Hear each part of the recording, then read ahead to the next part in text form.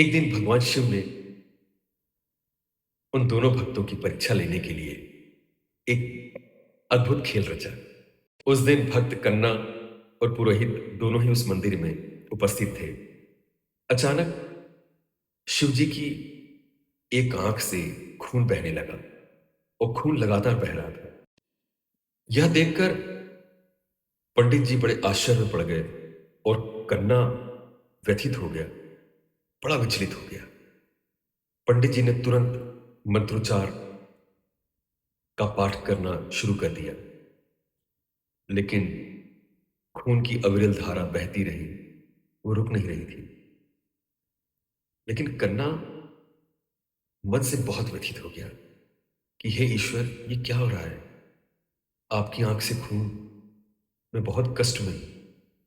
कन्ना ने तुरंत जंगल से जाकर कई जड़ी बूटियां पीस कर ले आया और बाबा की आंख पर लगाने लगा, लेकिन तब भी खून की धारा बहती रही।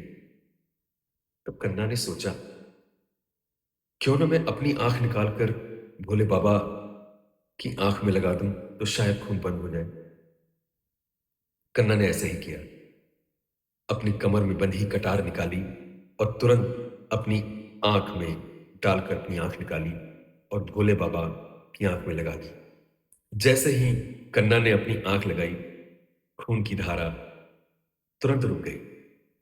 भगवान शिव ने अपने भक्त की एक परीक्षा और लेनी चाहिए। अचानक से दूसरी आंख से भी अविरल खून की धारा बहने लगी।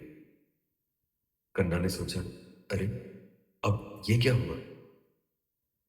कन्ना ने सोचा कि मैं अपनी दूसरी आंख भी निकाल के लगा देता हूं, लेकिन यदि मैं दूसरी आंख निकालूंगा तो मुझे दिखाई नहीं देगा, तो मैं आंख कैसे लगाऊंगा? तो उसने एक उपाय सोचा। उसने अपना अंगूठा काटा और अंगूठे को काटकर भोले बाबा की दूसरी आंख पर निशान के तौर पर लगा दी कि जब मैं अपनी दूसरी आंख निकालूंगा तो मुझे पता रहेगा कि ये आंख मुझे कहां लगाना है। कन्ना ने अपनी दूसरी आंख भी उस कटार से निकाली और भोले बाबा की दूसरी आंख पर लगा दी। कन्ना का यह निश्चल भाव, निश्चल प्रेम देखकर भगवान शिव अत्यंत प्रसन्न हुए। भगवान शिव वहां तुरंत प्रकट हुए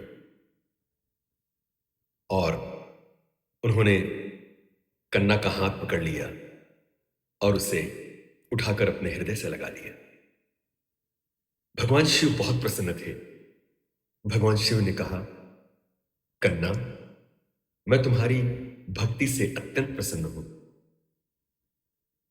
कन्ना ने कहा, हे शिव, मैं तो अज्ञानी हूं, मूढ़ हूं, पढ़ा लिखा भी नहीं हूं, न मुझे शास्त्रों का ज्ञान है, न मैं मंत्रोच्चार से आपका पूजा अभिषेक कर सकता हूं। मैं तो आपको इसी जंगल के जंगली पुष्प और मांस और अशुद्ध चीजें चढ़ाता हूं, फिर भी आप मुझ पर प्रसन्न हैं। और वहीं उस पुरोहित को बड़ा आश्चर्य हुआ कि इतने वर्षों से मैं शास्त्रों के अनुसार मंत्रोच्चार के साथ भगवान शिव का अभिषेक करता रहा हूं, लेकिन भगवान शिव इस भील पर प्रसन्न हुए। उसने भगवान शिव से प्रसन्न किया कि हे भोलेनाथ, मुझसे क्या अपराध हुआ जो आप अब तक मुझ पर प्रसन्न नहीं हुए? भगवान शिव ने उस पुरोहित के प्रश्न का उत्तर देते हुए कहा, हे आचार्य, आपने इतने वर्षों तक मेरी सेवा शास्त्रों के अनुसार मंत्रोच्चार से की, लेकिन आपकी भक्ति में भाव शून्य था। इसीलिए मैं आज तक आपकी सेवा से कभी प्रसन्न नहीं हुआ। वहीं कन्ना का प्रेम, कन्ना का भाव पवित्र और निश्चल था। आचार्य को तुरंत समझ में आ गया कि भोलेनाथ भावपूर्ण भक्ति के संरक्षक हैं। भोलेनाथ भाव के देवता हैं।